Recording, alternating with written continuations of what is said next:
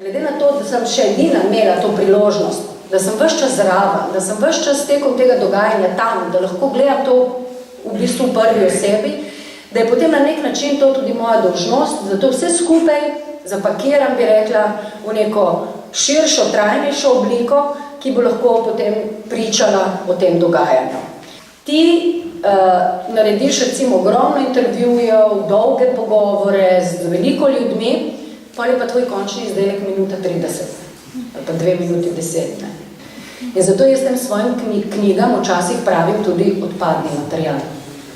Ker v bistvu to, česar v vseh teh letih nisem uspela dati v svoje prispevke oziroma samo delček, sem potem, bi rekla, vse do zadnjega postrgala še žličko in opisovala to v teh knjigah. In tak primer je v bistvu tudi ta knjiga od Benedikta do Frančiška. Za razumevanje ne samo načina delovanja tega papeža, ampak tudi, bi rekla, njegove osebnosti, je bilo v tistem trenutku dejansko ključno, da se človek poda po poteh te njegovega odraščanja, njegovega prvega službovanja. Tudi zato, ker je, kot sam pravi, kot je sam rekel v izvolitvi, papež z konca sveta. In nekdo, ki odrašča v takem okolju, nekdo, ki tudi v cerkvenem, verskem smislu nima izkušnje cerkve kot oblasti, cerkve kot dvora. In to, kar vidite vi v bistvu v življenju cerkve in načinu delovanja cerkve v neki Argentini, odkudar izvira papež Frančišek, je nekaj tako drugačnega, da lahko potem prevedeno v to našo realnost v bistvu prispeva k tej svežini, ki jo v bistvu vidimo v tej Frančiškovi podobi. Ko si ti človek z izkušnjo v bistvu sobivanja s takimi problemi, potem je nujno, da je tvoja senzibiliteta, če si senzibilen človek, drugačna, kot je mogoče senzibiliteta nekega Evropejca. Zgodbe, teme in ljudje, ki sem jih iskala v Argentini, so obsegale različna obdobja njegovega življenja. Od njegovega otroštva, ki je bilo zelo zaznamovano tudi s to tradicijo emigrantstva. Starša sta bila že rojena v Argentini, ampak stari starši so prihajali iz Italije.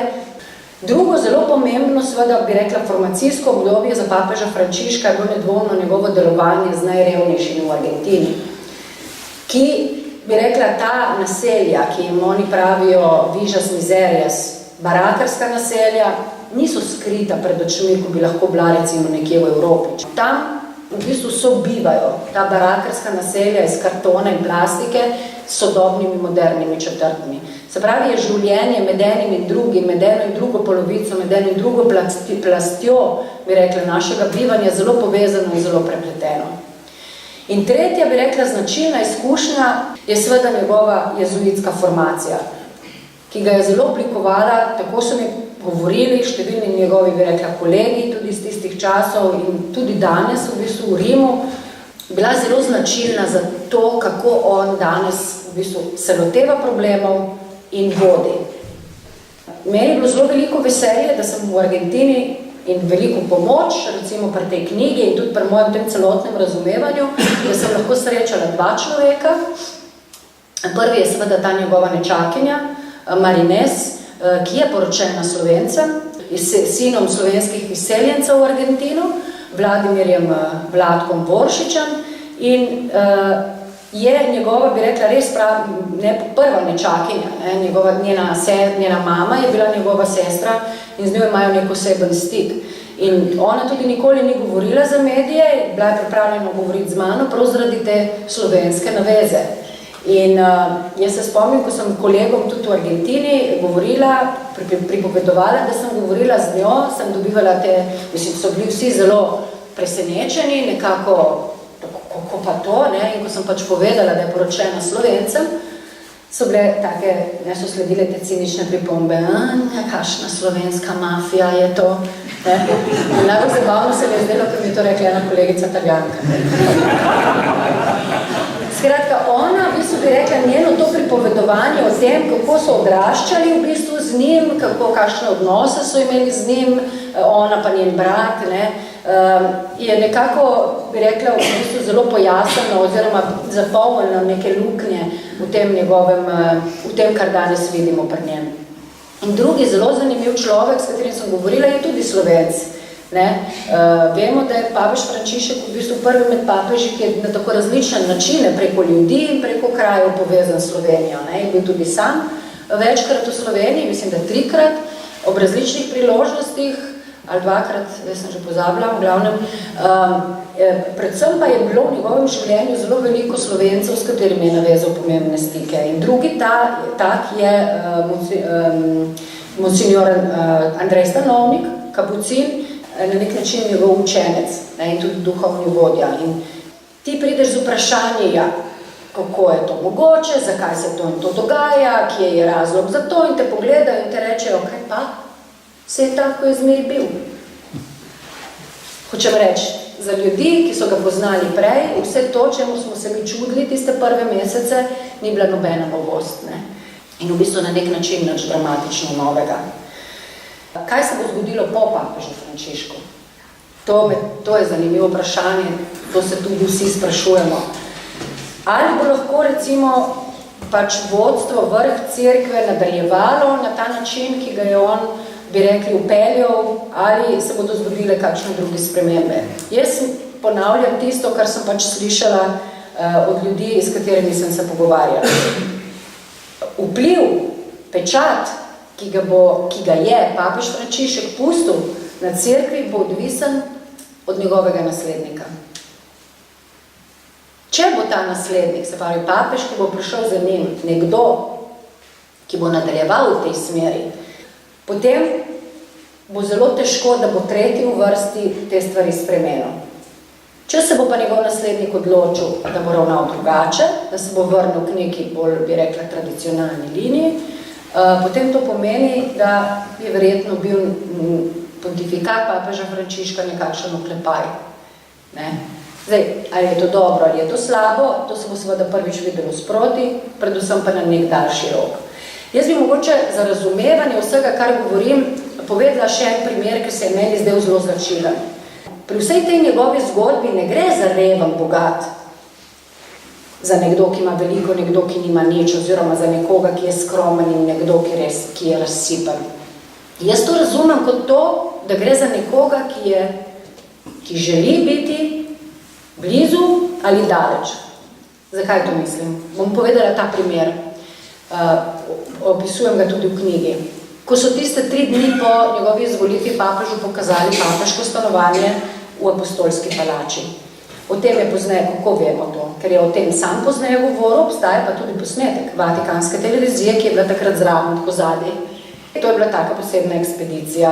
Z njim je bil tudi ta pater Georg, ki je bil v bistvu še vedno osebni tajnik Jozefa Ratzingerja, takratni državni sekretar Tarcísio Bertone in še cela vrsta drugih dostojanstvenikov in manj pomembnih ljudi. In pride do vrat v bistvu papeževega zasebnega stanovanja in ta vrata so zaklenjena. Na kar se tako iz ozadja pojavi pater Georg, ki je še 3 dni prej v bistvu tam živel s papežem Benediktom in da ključ. In odklenejo in odprejo vrata. In doma gre monsignor Georg naprej in poišče šalter oziroma stikalo in prižge luč. In grejo oni v to stanovanje in si ga ogledujejo. Ga bom opisala z njegovimi besedami. Je rekel, to stanovanje ni posebej razkošno. Je veliko, to je dejstvo, stropovi so izjemno visoki. Je rekel, je bi rekel, razkošno v smislu, kot so razkošne starodavne palače. Ima štukature, ima freske, ampak ni v njem nekega posebnega razkošja, da bi zdaj nekdo tam, ne vem, kakšne preproge, pa kavče. To so lesene omare, nabožne slike, križi. Je lepo, zato ker je v palači, v starodavni palači. Nima pa nekega, bi rekla, posebnega luksuza, kot si mogoče mi danes predstavljamo ta luksus. Ampak ti vidiš tega človeka, kako hodi v teh velikih sobanah in se razgleduje in se na koncu zahvali, obrne in gre. In pravi on, zakaj? Je rekel, lejte, zakaj jaz tukaj ne morem živeti? Ne zato, ker bi bilo to stanovanje preveliko ali ker bi bilo to stanovanje posebej razkošno. Problem je v tem, da so vrata van premajhna. Prvič, vrata van so majhna, pomeni, da lahko vstopa še eden po eden ali 2 po 2, pa ne vsi hkrati.